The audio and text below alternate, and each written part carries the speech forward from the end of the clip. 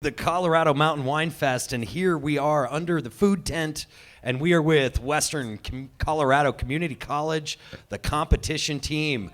We have Sammy, Allie, James, and Evan here, and they are doing a demo today around Tourne potato sculpting and fluted mushroom demonstration. So please come on in, get under the tent, enjoy.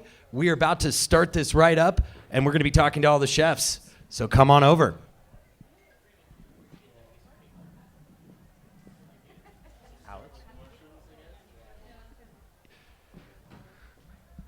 Okay, and here we also have the executive chef, culinary instructor, Elizabeth Branscum. And thank you for being here with us. Tell us a little bit about what they're going to be doing here. Okay, I think I'm on. Perfect. So, first off, welcome to Wine Fest. We are so excited to have all of you here. And these are students on our student competition team. The competition is through the American Culinary Federation.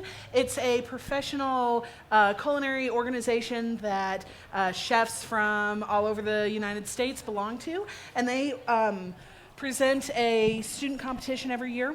And so these students have been preparing. We started working in the summertime, and we've been preparing for these competitions. And our first competition is coming up in February, I believe. And that will be our regional competition. And so we're going up against schools from Arizona and Utah and New Mexico, pretty much all over the West, actually. California, Hawaii, it's just basically the Western United States. And so what they're working on today or part of that competition are knife skills.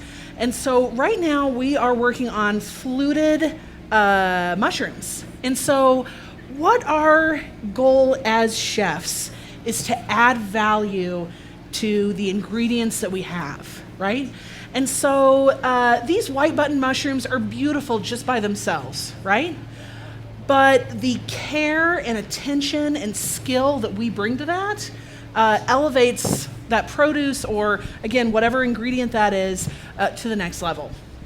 And that's really about presentation, because a lot of people don't realize that so much of our appetite is started with our eyes. You are absolutely correct. Absolutely, 100%. Something can taste really delicious, but if it doesn't look particularly appetizing or even interesting, your customers may not be as excited about it. So Elizabeth, tell me, how many people are on your team? Right now we have 6 student members, and they try out for the team, they have to apply for it, and they're all second-year students. Over at Western Colorado Community College, in our culinary arts program, we also have a baking and pastry arts program, but it's a 2-year program. You can earn a certificate in food production or bakery production in 9 months, or you can earn an Associates of Applied Science in either baking and pastry arts or culinary arts. And what's particularly fascinating about our program is that we offer a seamless transition into Colorado Mesa University into their hospitality program. And so our students can finish a certificate in the first school year, they can finish an associate's in their second school year, and then they can finish their bachelor's degree in 2 more years. Sounds like an awesome program. I bet lots of your students go off and have careers in the world of chefing. Oh, you are absolutely right. We have students who have worked literally all over the world, and it is absolutely incredible to see where they start as students and then where they go in their career is one of the most rewarding parts of my job. So now on this competition team, we have Sammy, Allie, James, and Evan. Are all of these first-year students, or do we have some second-year students? What do we have here? Actually, these are all currently second-year students, and Sammy is actually a third-year student because as a high school student, she was in my concurrent program. And so what that means is at Western Colorado Community College, all sorts of our programs, not just culinary, but automotive and welding and construction and health sciences, and it goes on and on and on. We offer these concurrent programs. And so we bring in juniors and seniors from all over the school district, and they're getting college credit and they're earning high school credit. And so Sammy came to me as a senior when she was in high school and started in my classes. And then she's joined our college classes at this point as well. And I believe, Sammy, tell me if I'm wrong, this is your 3rd year on our campus, right? Or This is my 4th year because I'm doing 2 associate's degrees. I'm doing the baking and the culinary. That is super cool, Sammy. What made you want to come and go to Western Colorado Community College? Are you local here in town? I'm from here, and I did the high school program as a college student, and I wasn't really sure what I wanted to do, and I was like, food, like if it doesn't work out, I always like to eat, so it took the stress out of it. And then I found out the school is great, the instruction is great. I actually really like cooking. That is a great story to hear. Well, I love the fact that we're up here. We're using 2 awesome Colorado products today. We've got russet potatoes as well as some white button mushrooms, which I don't know if most of you know this. Colorado is one of the largest organic potato growers in the country. A lot of people don't realize that because we always focus on Idaho with potatoes, but actually down in the San Luis Valley, we grow quite a bit of potatoes.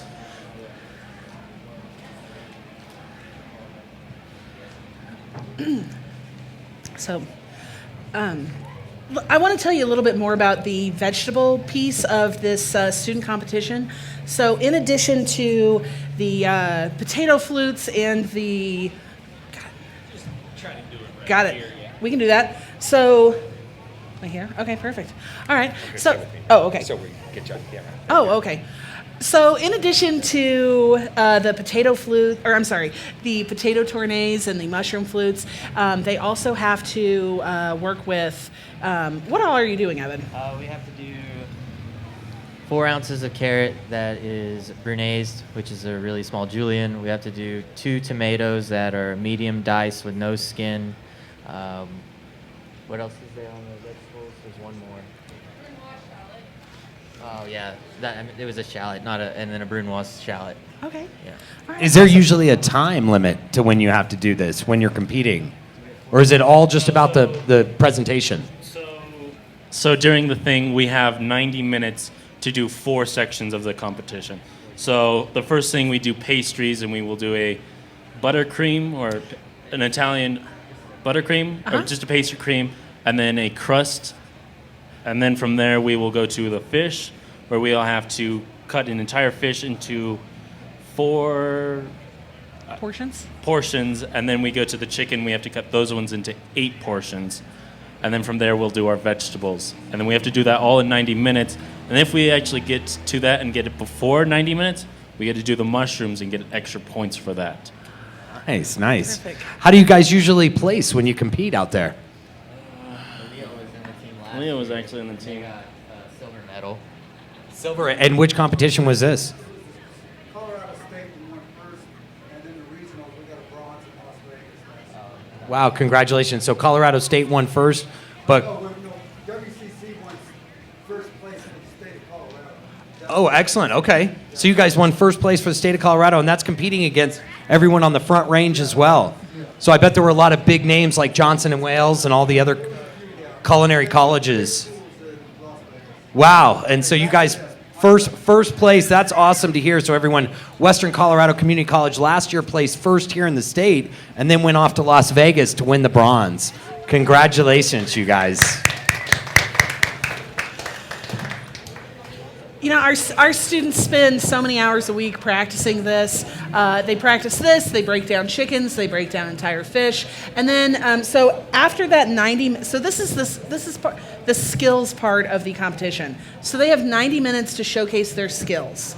And so that's the vegetable cuts, the fish breakdown, the chicken breakdown, and the pastry component. And then after that, how long do you have for your actual menu? We have another 90 minutes to cook our full menu. Okay, so and their full menu includes, it's a salad course, a fish course, a main course, and then a dessert course. Yes. Right? And then your main course this year is the main course always based out of Escoffier's cookbook? Well, actually, it's kind of this year. It's more our choice. Like, on our fish dish, we have a choice of any kind of round fish. So we're gonna have to look at the size of the fish because we still have to butcher it in the timely manner for the skills portion. Because everything we do in the skills portion translates over to our actual cooking like the cooking part of the competition. So it all wraps up into how you do that. Like our chicken it drops into the 8 pieces, but I lost where I was. Excellent. Thank you. I love it. Well, we're really excited. I'm sure all of you are here. We came over from Denver. We're at the Modern Eater, and we do a food and beverage show every Saturday night on iHeartRadio, K-House 6:30 a.m. Tomorrow night, we'll be broadcasting the show as well, live from Ben 707 tomorrow night. So it'll be fun, and I encourage everyone, all the chefs, and all the people that are out there to come on down and check that out because it's a really fun, interactive show. And I hope you can come as well, Elizabeth. Oh, I would love to come. I love Bin 707, and the owner, Josh Nirenberg, has always been so kind and gracious to our program, and many of our students have worked there and are currently working there and then have also gone on to work at other really high-end places as well. And it's a great resource for us as a culinary school to have restaurants like that here in the Valley that support us so much. Well, that's one of the interesting things is not a lot of people realize, but these young students are going to be out looking for jobs. Mm-hmm. And the fact that there are some great chefs here in town. We went to 626 on Rood last night. Uh-huh. Just a wonderful, wonderful couple that run that establishment. I also love Brenda and Theo so much. And they also employ so many of our students. It's phenomenal. Well, that is great to hear. Now, where do you think one of your most famous students has gone off to study under, or who do you? I work with a lot of famous chefs in Denver, and it's always great because I always try to expose these younger chefs to the people like Keegan Gerhardt or Justin Brunson, some of these great names that we have in Colorado, because Colorado really is an incredible epicenter for food and good chefs, and a lot of people don't know about it. And let me mention, great wine. And that's why we're all here today at the Colorado Mountain Wine Fest. And so we want to thank everyone for having us here. But also, where are some of your big names? Oh, that's a great question. We have students who are working all over Seattle and San Francisco. We have a couple of students that are at a restaurant called ABV. Are you familiar? Yep. Okay, excellent. Yep. And then as far as in Denver or the greater Colorado area, we've got students that work at the Craftsman in Edwards. We have students at Acorn and Fruition. Well, you named some huge names. I mean, I think that's awesome to hear how these young students are getting integrated into our culinary scene here in Colorado. Completely agree. It's really wonderful just to see our students come through our program and then go out and be successful in the culinary scene, both here in the Valley and Colorado and all over the country, is just an incredible feeling. That's great. Now, Elizabeth, tell me, they have just peeled the potatoes. Okay. What's the next step here? What are they doing? All right. So right now they're working on a potato tourne that, again, is part of our skills competition set for the ACF student competition. And a potato tourne, and actually it doesn't need to be potatoes. It should be some sort of firm vegetable like a carrot or maybe like a butternut squash or something like that. But it's essentially how we like to describe it is it's basically a 7-sided football. And so what they're practicing here, so they take a potato, they quarter it up, and then they start peeling. They start cutting in a curve down the edge of it. So, and the end result should be about 2 inches long, and like I said, it should kind of look like a little geometric football. And you would use this as again, you're adding value to that particular piece of potato. A nice like some fried potato, like just a pile of fried potatoes and maybe some onions that have been cooked up in clarified butter or something. Like that sounds delicious, right? Give me a fried egg and that sounds like a perfect breakfast.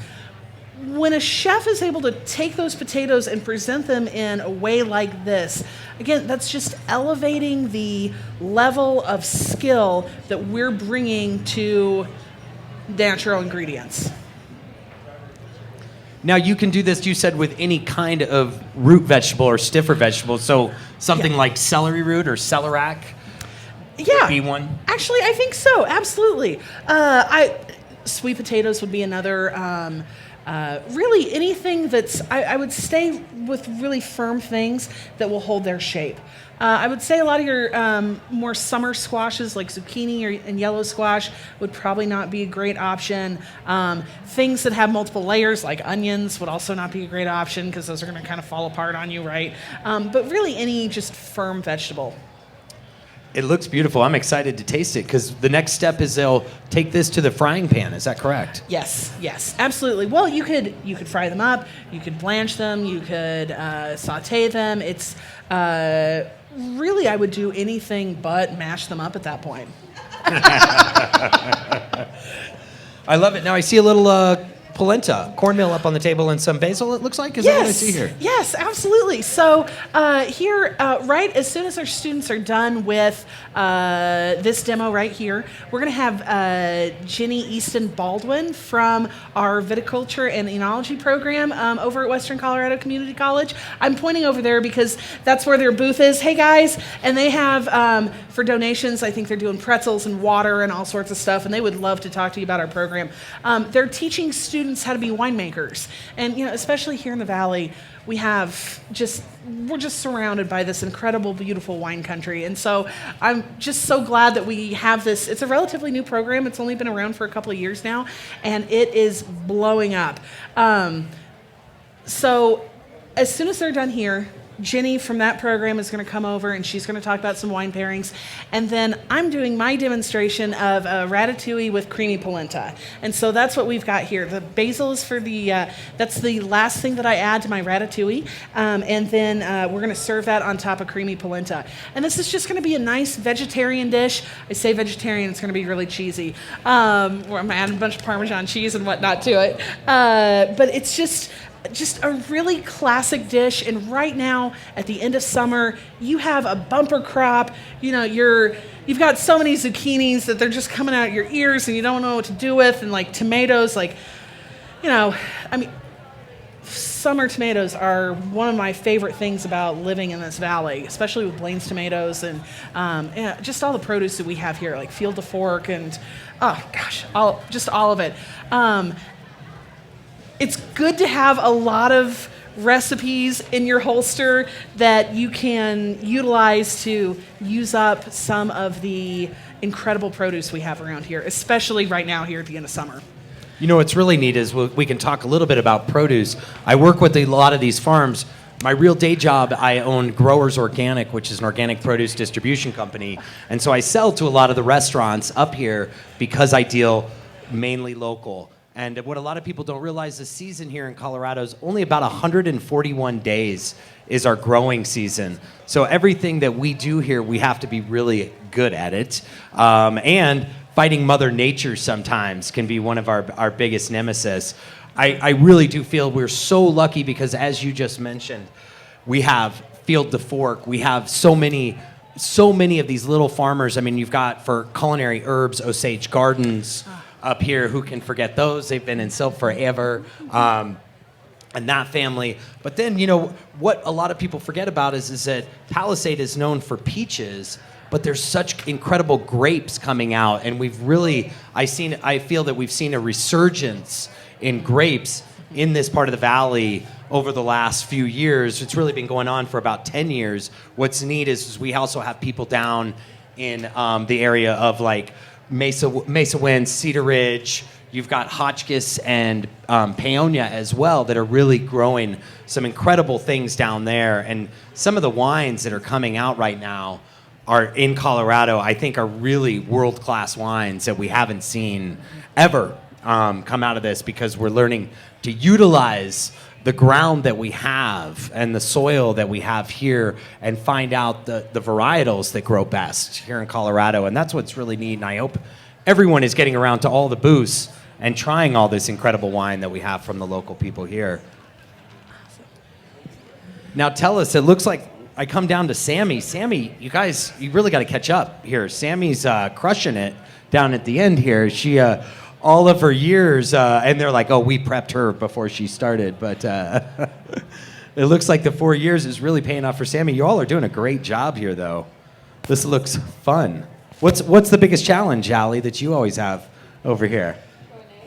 Tournes, that's it. Yeah. I love it. What's one of your favorite dishes, Allie? One of my favorite dishes to make and eat are dumplings.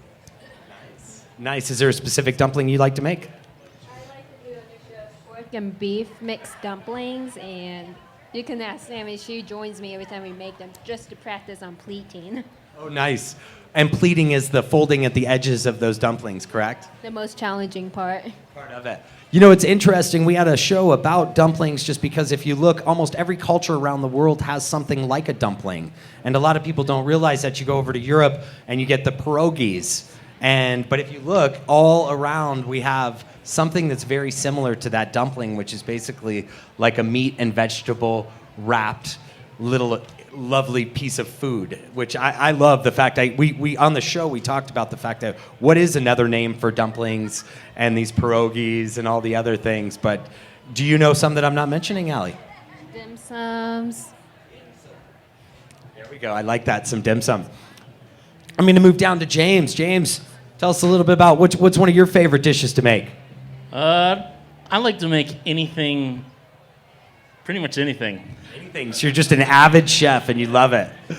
I like it. And you've been in the program for 2 years. Are you from the Western Slope as well, James? Yeah, I'm from Rangeley, Colorado. Nice, nice. I love that. A whole table full of locals. Allie, I didn't ask you. Are you from the Western Slope? Oh, where are you from? I'm from Windsor, Colorado. Oh, okay. Well, you're still a little Colorado native. I like to hear that. I like to hear that. And I'll come down here. Evan, we've been asking you about it. What's your favorite thing to prepare? I saute. I like to be a saute cook. It's lots of action. You're always moving. Orders are coming in. So anything really on the line makes me happy. Nice. And tell me, Evan, do you have any aspirations to be do you want to stay local or do you want to go off and be an international chef? I'll stay local. I own a house in Clifton. I've been to school here for about 3 years now. So. Nice. I like to hear that. It's always nice when some of the local hometown heroes stay and continue to cook and do the things that they do well. Now, what about you, Elizabeth? Tell us a little. How long have you been one of the executive chefs and the culinary chef over at Western Community College, Western Colorado Community College? I've been working at WCCC for, I'm in my 7th school year, as a matter of fact. And before here, I kind of worked all over the place, but a lot in Missouri as well. That's where I'm originally from. I moved out to Colorado probably about, like 12 years ago at this point, and I've just fallen in love with Western Colorado and Grand Junction. It's just, we are surrounded, again, going back to this produce we've got here, this high desert produce we've got around here is just some of the best in the world, in my opinion, and I am so lucky to be doing exactly what I'm doing. Prior to moving out here, I worked for a number of different colleges, and working with college students and cooking are like my 2 big passions in life, and so being an instructor over at WCCC in the culinary program is my dream job. I love it. I know so few people are able to wake up in the morning and say, I'm going to my dream job. And I'm so lucky to be able to say that. Well, let me ask, do you ever get a chance to take your students out with you for little field trips and visit the farms? And, you know, something that comes to mind is right down the road in Montrose, we have South River Aquaponics. That's right. And they're doing that awesome mushroom farm. They're raising tilapia, and they're doing greens and mushrooms, and it's really cool because they do tours of the facility. Did you ever get to take your students out for that? You know, we haven't been down there yet, but I know we would love to. That is awesome.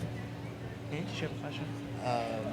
Brian takes us. That's right. What has more potassium, potatoes or bananas? Oh, here's a fact my producer back there is asking, and I wonder if anyone in the crowd knows this. We'll find out if the chefs know this. What has more potassium, a banana or a potato? Oh, I hear it already from the crowd. They know. It's a potato. A potato has more potassium than a banana. Not a lot of people don't know that. And you also have another local celebrity by the name of Carly Smith, the fairy gut mother. And she might be out in the crowd today. And she's all about gut health. And she travels around the world talking to people about gut health. 2 weeks ago, we were with Carly down in Monte Vista doing the potato festival as well. And Carly was making a gut-healthy potato salad, which not a lot of people realize that your gut health is so important. 80% of our immune system can be controlled by the good, healthy gut. And a lot of people don't know that. Eating all the greasy, bad foods is hurting us in multiple ways.